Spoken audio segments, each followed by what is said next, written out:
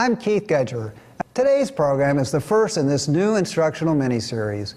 We intend it for the new woodworker, those of you with a lot of enthusiasm and interest, but with little experience. Those of you who want to get started, but are unsure where to begin. And that's the focus for our first program in the new year, How to Get Started.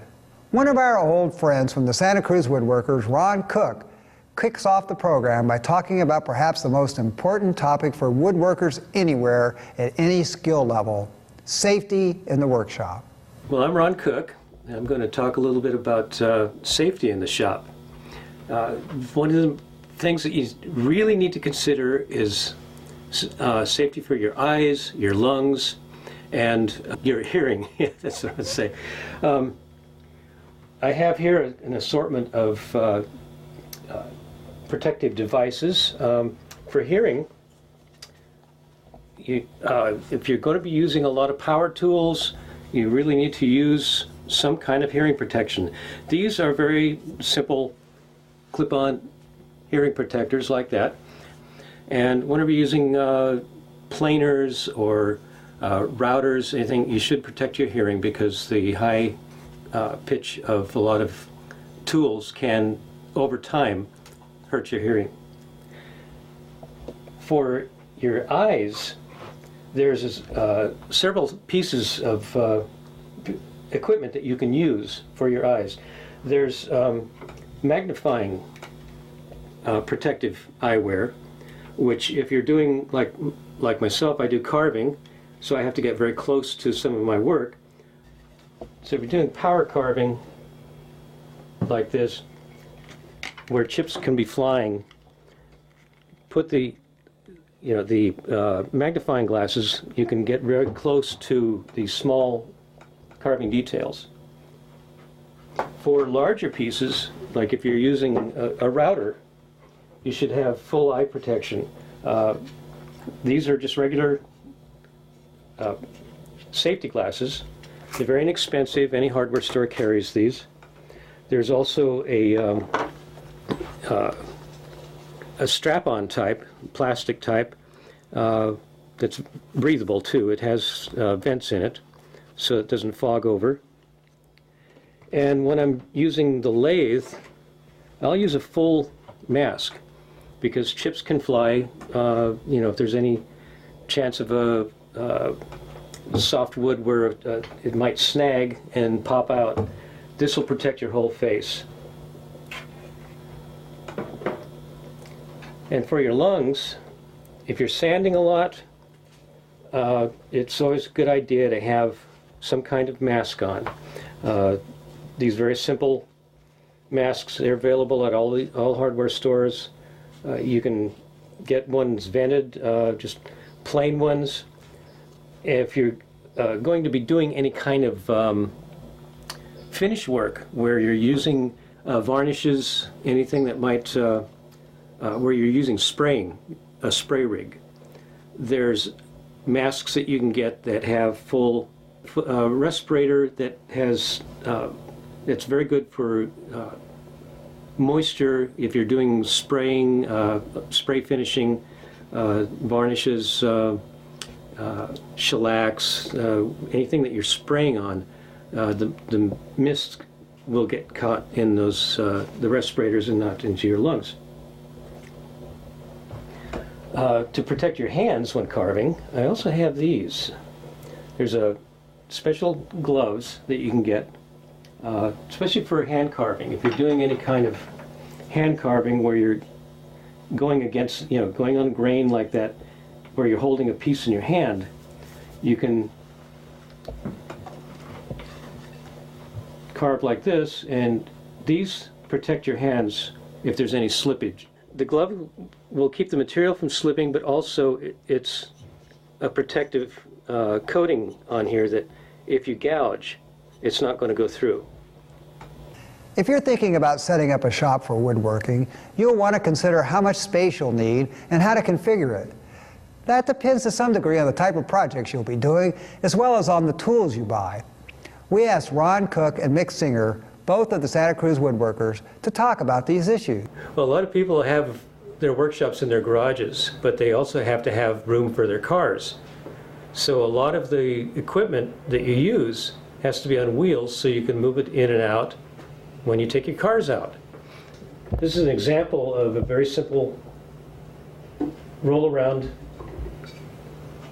tool. This joiner is on a stand that I built. You can get the wheels at hardware stores. It's always good to get locking wheels. The table saw, I have wheels on the front of it so that I can just lift up one side and it can move around to where I can use it efficiently. Large power tools can greatly improve your productivity in your new shop. Both Mick and Ron suggested starting with a bandsaw. It's a much safer machine.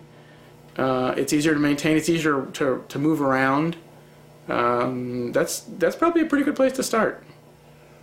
Another good tool for a small shop, a power tool, is the belt and disc sander. These get used, I use these an awful lot. And if I'm gluing pieces together where I want to get a good flat edge, belt sanders are a quick way to flatten the pieces out.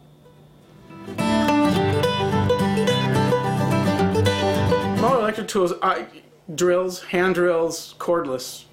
You know, they make 18 and 24 volt cordless tools. There's really no reason to buy a corded drill anymore unless you're hogging huge holes in big timbers that you need a lot of torque. I've got, 3 or 4 hand drills that I use almost every day. Little random orbit sanders. Sanding goes a lot quicker with a little random orbit sander. You can buy a $50 or $60 little one at Home Depot, or you can spend $200 or $300 on a Festool. You can make arguments both ways for you get what you pay for. A belt sander, small belt sander is really good for like flattening tables and things. Hand tools, I would, a decent plane that you know how to tune, some card scrapers that you know how to tune, obviously screwdrivers, things like that, a good chisel set that you know how to sharpen. Most of these things, you can buy cheap tools, you just have to know how to tune them and sharpen them. They always say that the most dangerous tool is a dull tool. That's the most important thing, is get a decent set of edge tools and know how to sharpen them and keep them sharp. With hand tools, some of the pieces that I use an awful lot are block planes. Got jack planes up here that I use for smoothing edges for gluing. You'll always need pliers, a lot of files, rasps. The rasps are good for shaping wood, and of course chisels. You need chisels of different sizes. It's good to get a good set of chisels that, with good steel that sharpen up very well and won't wear down real fast. It's good to get a set where you can have ones that start about 1/4 inch up to 1.5 to 2 inch for butt hinges for doing hinges and doors.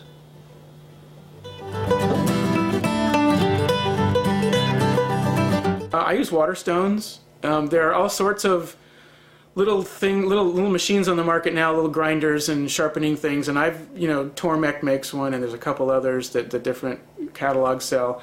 I've never used them. They seem like a really good idea, but I've just never gotten around to them. I learned how to do it by hand, and that's kind of what I do.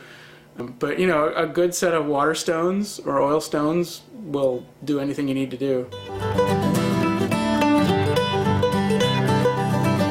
I use several different types of rotary tools here. I've got 2 different types of Dremels and what's called a Fordham. It's a brand name. It's a little more powerful carving tool. But for a beginning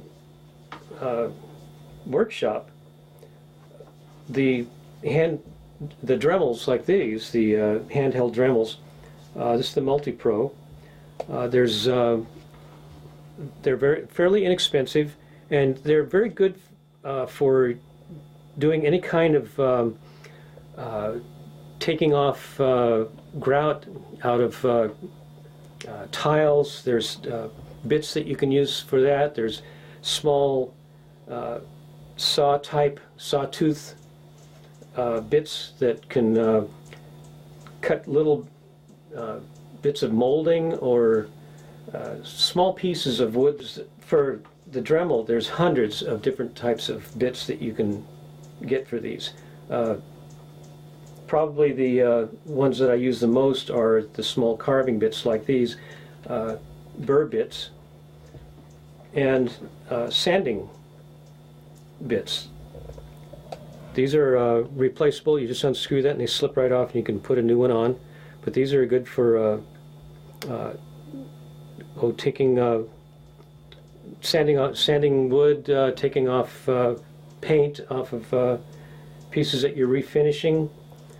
Now that you set aside an area to use as your workshop and you know some of the more important what not to do's, you're ready to get started. You'll want to get an idea of what your first project is going to be and what type of wood you're going to use. Let's talk about some of the different types of wood readily available from local sources and how they relate to different types of projects. Mick Singer will guide us through the topic of wood selection. I'm Mickey Singer. I'm one of the Santa Cruz woodworkers, and I thought I'd say a few words about wood selection for people just starting out. One of the things to think about is how confident you are in what you're going to build at any given time. I use a lot of softwoods for prototyping, for like proof of concepts of designs. If I have an idea that I'm not quite sure if it's going to work or not, get some cheap wood, work it out, and then once you figured out what you're doing, then you buy better wood that's a little more expensive. Even though it feels like you're spending wood that you're not going to use and it feels like a waste, you end up spending less in the long run by screwing up a bunch of cheap wood than screwing up one or two pieces of expensive wood. So it really does kind of work out better in the long run. For inexpensive sources of wood, rather than going to like Home Depot or one of those and buying what they have on the shelf, I mean, what they've got, or Orchard Supply or any of those, their shelving has been milled and they're trying to present it as good wood, so it might be a little more expensive. I would go to some place like Jackal Enterprises or Aura Hardwoods or one of those and see what they have on sale. You know, I've often found stuff for $1 a board foot that's on clearance. This willow was a really nice find. They had bought some of it and it wasn't selling and they were just trying to clear it out. It's a soft wood, so it's not the greatest for furniture, but I made a really nice cabinet out of it, and it polished up really nicely, and for $1 a foot you can't beat it. Other things to use are like pine from pallets. You don't even have to go to the store. This was an old shipping crate that I got some materials in, and I milled it up, just, you know, rough cut it, and I use it. It just kind of hangs around, and some of it gets burned and some of it hangs around for prototyping parts of things if I want to get shaping down right. Another inexpensive offcut is redwood. You know, if you know anybody that's pulling out a deck, redwood decking is fine for prototyping, or you know, if you want to make a bench or a table or something and you want to work out how to build it. Once you've got it built, put it outside and it's garden furniture. As far as a little bit more furniture type woods, poplar is a good one. This is kind of a small piece, but poplar's usually only a couple of bucks a board foot, $3. It's a relatively hard wood. It's not hard like mahogany or oak or maple, certainly, but it's harder than like pine or fir. It works well. It's sort of the standard paint grade material if you're going to paint a project. That's good, and it's usually not free, which is good. It's usually clear. You can, if you're looking at poplar, look for the green wood. That's the heartwood. The white is the sapwood. You can get pretty nice stuff there if you search around a little bit. Once you've worked out what you want to do and have got your joinery figured out and your dimensions figured out and whatever, then the wood to jump up to that would be inexpensive but still look nice would be like white oak or maple. You could use red oak. Red oak has a pretty strong grain, which, you know, was real popular in the 80s, but maybe not so much now. But again, it's personal taste. This is some white oak, you know, quarter sawn white oak that's not terribly expensive, probably $5 or $6 a board foot, I think. Works well. Is not. It's got a different grain than red oak. It's not quite as pedestrian. I probably shouldn't say, but maple is always a good one. It's relatively inexpensive. It polishes up nice. It's a closed grain wood, which means it takes finish a little more evenly. You don't have to worry about blotching like you do on fir or pine or any of that. It works really well, it holds joinery really well, and it's really not terribly expensive if you buy just the regular cabinet grade. The other thing to step up to would be mahogany, which, depending on who you buy it from and where you know what it's costing at the time, it's not terribly expensive, $6 or $8 a board foot for a nice project. Once you've worked out what your parts are going to look like and what the piece is going to look like, that's not a bad thing to go. Because then the other thing is, once you've used cheap wood to design the whole thing, you can see the parts in front of you. You can actually figure out how much you really need, cut down on the waste factor, and then you're spending less money. So that kind of is the quick and dirty on wood selection. Once you've built your project, you will want to put a protective finish on it. Here to discuss finishing is Bob Finnegan, a local amateur woodworker with a lot of experience. Hello, I'm Bob Finnegan, and I've been an amateur woodworker for many years, and I've made all the mistakes possible. You've heard some of the Santa Cruz woodworkers mention power sanders as a basic power tool that everyone should have. When you're finished constructing your project, you will want to sand the piece so that it's smooth to the touch and ready for whatever finish you choose. So I'd go with a random orbit sander, a machine that accepts sandpaper discs in various grits, going from as rough as 60 all the way up to maybe 400. But smoother grits have higher numbers. They have a Velcro-like pad that holds these discs. When sanding at the end of the project, you want to have your last sanding pass with 150 or 220 grit sandpaper. You can't just jump from 60 to 220 grit, however, as the smoother grits will not remove the deeper scratches from the coarser paper. You need to move up slowly, no more than 50% increases in grit number at a time. For instance, after 80 or 60, I often go to 100, then 150, then 220 if necessary. One mistake to avoid with random disc sanders is to keep them moving over the project, not to stay in one spot. You're tempted to remove a ding or a pencil mark, but if you keep that up, you'll make a divot in your project and you'll ruin the whole piece. So keep the thing moving continuously. For a paint grade finish, a 150 is probably enough, but for finer finishes, you want to go at least to 220. There are other approaches to smoothing wood involving planers, scrapers, and hand planes, but for most amateur woodworkers, we usually use sanding. It's important to sand the piece before assembly, and remember to dry assemble your project before reaching for the glue. It can be disastrous to start gluing up a project and find that some pieces don't fit. So after sanding the project, there are various finishes available. Be sure to remove all sanding dust before reaching for your finish. A good tip is to think about maybe sanding and finishing the individual parts of your project before you assemble them. That way it'll be much easier to get into those corners, say in your bookcase that you've built, where the sides, the back of the bookcase, and the shelves meet. So think about that. That really makes things a lot better. Another thing to remember is to clean your workshop and to dust the piece, set it on the bench, and close the door and come back the next day, apply the finish after you've wiped down the project with a rag moistened with whatever solvent is compatible with the finish. The choice of finish should be guided by the intended use of the project. Remember to use light sanding by hand with the grain between coats and always wipe away the dust. A tack rag is available at paint stores, is very useful. Various projects should get different kinds of finish. You're building a table or a cabinet which will get a lot of rough use. You should probably use either a water-based or an oil-based varnish. There are also rub-in products which contain these products. I like the water-based products because they're easy to clean up. But if you're making something that's going to sit outside on your deck, you might think about using spar varnish, the stuff that boaters use on wooden masts and wooden booms. If you're making toys for kids, wooden toys, I often use shellac because, believe it or not, it's an edible product.